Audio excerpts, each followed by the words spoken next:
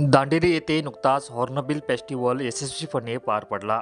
या महोत्सवातून पर्यटनासोबतच निसर्ग, शिक्षण आणि पक्षी संवर्धनाचा संदेश प्रभावीपणे देण्यात आलाय। फेस्टिवल दरम्यान हॉर्नबिलसह विविध पक्ष्याबाबत माहिती देणारे सेमिनार, तज्ज्ञांची मार्गदर्शक व्याख्याने आणि जनजागृती कार्यक्रम आयोजित करण्यात आले होते। पक्ष्यांचे महत्त्व, त्यांचे अधिवास आणि संरक्षणाची गरज यावर सविस्तर चर्चा करण्यात आली आहे। स्थानिक संस्कृती, निसर्गप्रेमी आणि अभ्यासकांच्या सहभागामुळे दांडेलीचा पर्यावरणपूरक पर्यटनाचा विचार अधोरेखित झालाय। हॉर्नबिल फेस्टिवलने दांडेलीला निसर्ग जपणारे पर्यटन केंद्र म्हणून वेगळी ओळख दिली आहे।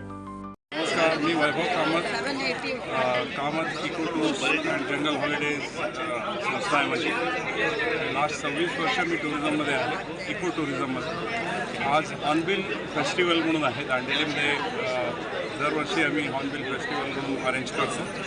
फॉरेस्ट डिपार्टमेंट, टुरिझम डिपार्टमेंट, जंगल लॉजेस आणि वेगवेगळ्या संस्था म्हणून हे दरवर्षी ऑर्गनाईज करतात। आणि सगळे हॉर्नबिल इकडे बघायला ट्रेल्स असतात, बर्ड वॉचिंग ट्रेल करतात, टेक्निकल स्टेशन्स असतात, टॉप ब्रास ऑफिसर सगळे IFS सगळे आलेले असतात।